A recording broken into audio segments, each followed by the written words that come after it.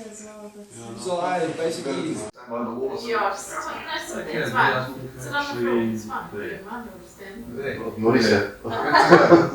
Are we ready to go now? Yeah. Okay, right. Okay, here we go. Okay, yeah. Okay. You want a clap? Ja. Ja.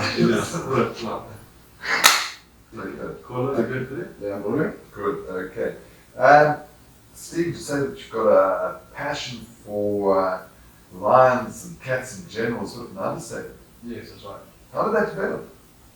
Just a couple of years ago, I decided to take one of my ex-girlfriends away for a romantic weekend, and so I decided to take her to a lion farm. Met the owners of the farm. They took a liking to the little Irishman that has no fear of lions, so I befriended them, became very close to them, and therefore they gave me access to the animals that I love so dearly. I said, there you go, Stephen, we trust you. You're the only person we've ever given keys to the enclosure. You can go and do what you do with you enjoy spending time with them and they love the interaction, so help yourself. So you fell in love with cats. Yes. How did you meet Craig? I met Craig shortly after my father passed away last year. It was about 2 weeks after he passed away. I just kind of I needed to get out of the environment, because obviously my dad was here with me.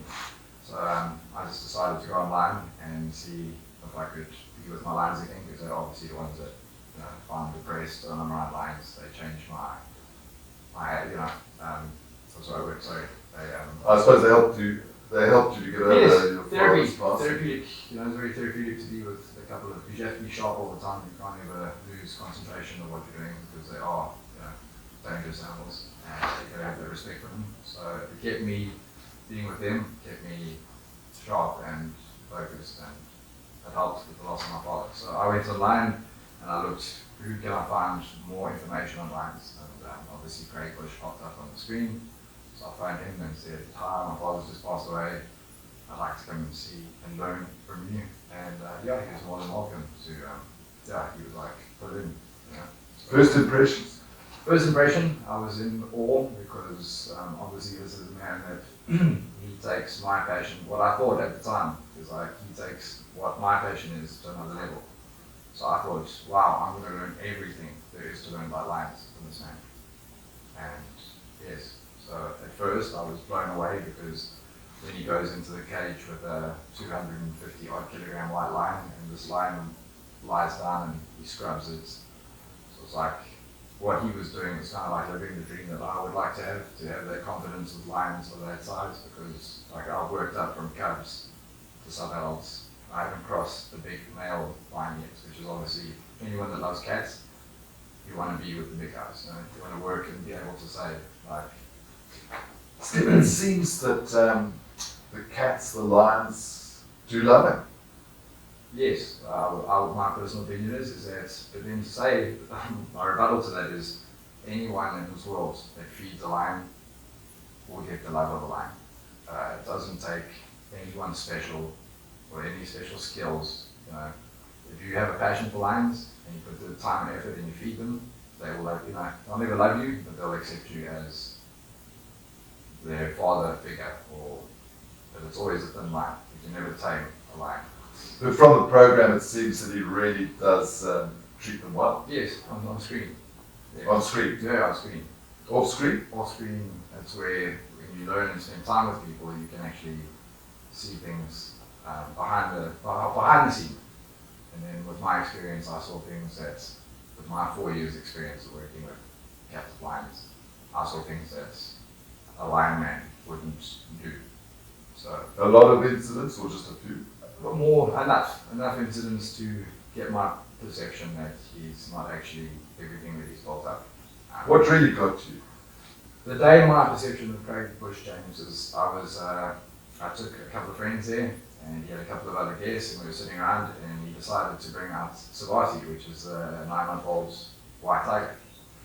And there was one of his guests there that had been there a few times before, a female girl, and she's like, oh, I'm Craig's friend, and I know these cats. And about 2 nights before that, I was sitting with Craig around fire, and I said, Craig, what's the most dangerous cat on your park? And he told me that white tiger cat Savati is the most dangerous cat in the park. So when he brings it out on a lead, This girl says, can I please walk the cat? And I said, well, Craig, is that a good idea? And then he said, this girl's got more knowledge and she's better with my cats than you are. So I was like, okay, but that's the first dig that he had at me, because that's not what he told me a couple of days prior. So within a minute of this girl walking the tiger jumped onto her jeans with full claws out, retracted, and tore down her jeans. So Craig reacted very badly by picking her up, hitting her through the face once, dropped her on the ground, kicked her on her back leg, and called her a certain word that I would not use on screen. But that was obviously that's not something that someone who loves cats would do. Wasn't he just defending this girl? Well, the girl was already out of harm's way. And it was just, there was a couple of scratches on the jeans. The girl was safe. The tiger was, there was no more threat. The threat was gone. She was on a lead. He had her, and then when he picked her up by the cheeks, that's when. What about with the lions? The lions, in terms of what? In terms of treating them badly? No, well, look, I've been on a walk before with many walks with Craig, and there would be certain days that Tendy did not want to walk, because this lion and they're only active 2 hours a day. So he would be like, right, I've got a group to take on a walk.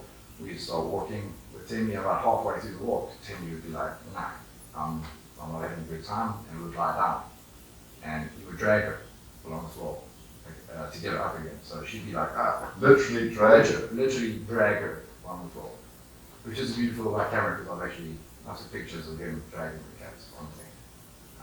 And that was also like, hey, we're taking her for a walk, we're trying to enrich her. You sold me this whole concept that we're actually enriching this captive lion's life by taking it to letting it see Impala and Kudu running fast. But obviously when the lion lies down and you have to get to the form of dragging it, that's, you're not really loving the lion, I think. You're loving the money that people are paying you towards the lion. Would you say he's always conscious of safety for his team and for visitors? No, I would say that just from experience of seeing what I've seen, he doesn't have safety in mind. It's more about keeping the guests, giving them the Lionman experience. So bringing tigers out to a bar table, and there's lots of people around. It's, that wasn't something they paid for. It's just something he wanted to do. Hey guys, look at me with my tiger. Okay. Mind go out? Yep. Yeah, that's great. Thanks. Um, Are we still rolling? But Yeah. so you just picked that up. It was very nice.